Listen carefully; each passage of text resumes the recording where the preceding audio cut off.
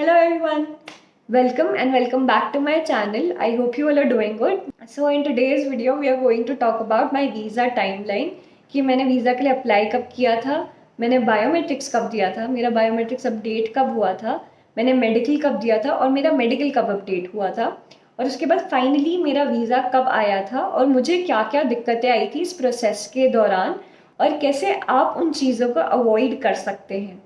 जो पहली दिक्कत आई थी मेरे को अपनी एप्लीकेशन में वो थी मेरी नाम की स्पेलिंग की। तो आप देख सकते हैं कि स्पेलिंग मिस्टेक हो गई है यहाँ पे। तो ये मेरे काउंसलर से हुई थी जब उन्होंने मेरी एप्लीकेशन फॉर्म सबमिट करा था। तो अब अगर आपके साथ भी ऐसा कुछ होता है तो कोई डरने की बात नहीं है, आपको बस एक वेब फॉर्म रेज करना है और एक प्रूफ डॉक्यूमेंट लगाना है। तो मैंने अपना पासपोर्ट प्रूफ डॉक्यूमेंट में लगाया था जिसमें मेरी करेक्ट स्पेलिंग थी नेम की, और मैंने रिक्वेस्ट करी थी उनको IRCC को कि आप प्लीज़ मेरे नाम की स्पेलिंग चेंज कर दीजिए, और उनका रिस्पॉन्स भी काफ़ी जल्दी आ गया था। उस मेल को भी मैं साथ में यहाँ अटैच कर दूंगी जिसमें लिखा होता है कि आपका जो भी डॉक्यूमेंट्स आपने सबमिट करे हैं उनको कंसिडरेशन में ले लिया गया है, लेकिन जो ऑलरेडी जो साइट पे शो हो रहा है वो चेंज नहीं होगा, लेकिन आगे जो भी डॉक्यूमेंट्स होंगे उनमें चेंजेस आ जाएंगे अपने आप ही। तो जैसे अब आगे जितने भी मेरे डॉक्यूमेंट्स थे, जैसे कि ओरिजिनल पासपोर्ट रिक्वेस्ट हो गया या कॉरेस्पॉन्डेंस लेटर हो गया, उन सब में मेरा जो नाम है वो चेंज होकर ही आया था।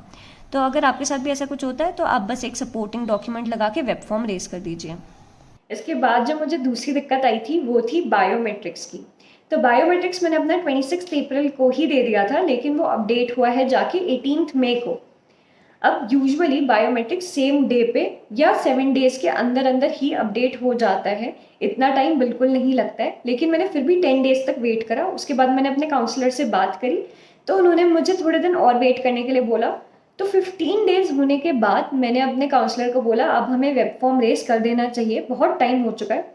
तो फाइनली मैंने एक वेब फॉर्म रेस करा जिसमें मैंने प्रूफ के लिए अपना बायोमेट्रिक्स इंस्ट्रक्शन लेटर लगाया था और बायोमेट्रिक्स की जो रिसीट मिलती है वो लगाई थी। इसके बाद मेरे को IRCC की तरफ से एक इंस्टेंट रिप्लाई आ गया था जो मैं यहाँ डाल दूंगी। अब आप देख सकते हैं जो डेट ऑफ बायोमेट्रिक्स एनरोलमेंट है वो अप्रैल 26 की है, और इसी दिन मैंने अपना बायोमेट्रिक्स भी करवाया था। अब यहाँ तो ये सेम डे पे अपडेट हो गया था, लेकिन details about your application status में मई 18 को अपडेट हुआ है मेरा बायोमेट्रिक्स। तो अगर आपको भी किसी तरीके की कोई भी दिक्कत आती है अपनी एप्लीकेशन को लेकर तो आपको वेब फॉर्म रेज कर देना है, और उसको लेकर डिले नहीं करना है। अगर कोई भी आपको दिक्कत आ रही है तो आप तभी वेब फॉर्म रेज कर दीजिए। तो सबसे पहले जो मेरा अपडेट हुआ था वो था मेडिकल रिजल्ट्स, जो कि अपडेट हुआ है मई 9 को, और मैंने अपनी एप्लीकेशन लॉन्च कर दी थी अप्रैल 22 को। इसके बाद मेरा अपडेट हुआ था बायोमेट्रिक्स मई 18 को। अब आप जैसा कि यहाँ पे देख सकते हैं जिस दिन आप अपनी एप्लीकेशन लॉन्च करवाएंगे तो आपके पास सबसे पहले एक confirmation of online application transmission का लेटर आएगा, उसके बाद एक सबमिशन कंफर्मेशन का लेटर आएगा। ये सेम डे पे आएगा जब आप अपना पेमेंट कर देंगे और एप्लीकेशन लॉन्च कर देंगे।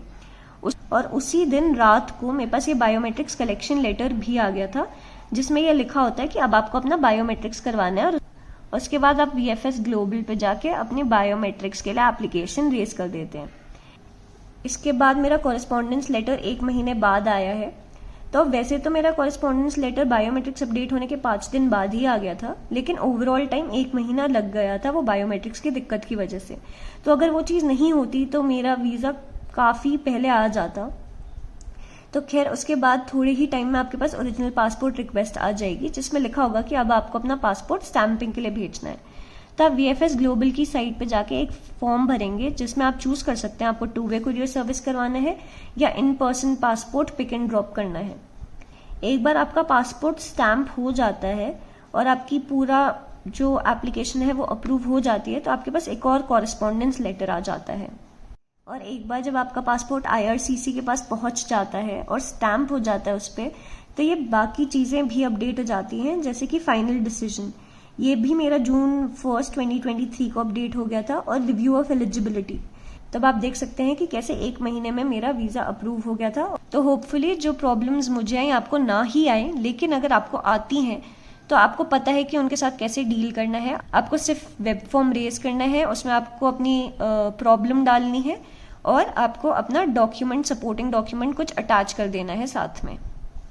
तो इससे हम कह सकते हैं कि स्ट्राइक के बाद आज सच कोई डिले नहीं हो रहा एप्लीकेशन प्रोसेसिंग में। मेरा भी बायोमेट्रिक्स होने के बाद 5 डेज़ में ही आ गया डिसीजन। तो अगर बायोमेट्रिक्स की वो दिक्कत नहीं आई होती जो यूजुअली नहीं आती है लोगों को, तो अगर वो मेरी एप्लीकेशन में भी नहीं होती तो मेरी एप्लीकेशन बहुत जल्दी प्रोसेस हो जाती। लेकिन विद इन अ मंथ भी अगर आपका आ रहा है तो ये जल्दी ही है, कोई डिले नहीं है, कोई बैकलॉग नहीं हुआ है स्ट्राइक के बाद। तो अगर आप इस टाइम अप्लाई करना चाहते हैं तो आपको बिना किसी डर के आप अप्लाई कर सकते हैं, क्योंकि डिले नहीं हो रहा है तो आराम से आपका भी एप्लीकेशन जल्दी प्रोसेस होकर जल्दी ही डिसीजन आ जाएगा।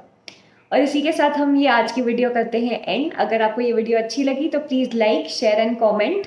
और अगर आपको इन जनरल मेरा कंटेंट अच्छा लगता है तो please subscribe to my channel. Thank you for watching.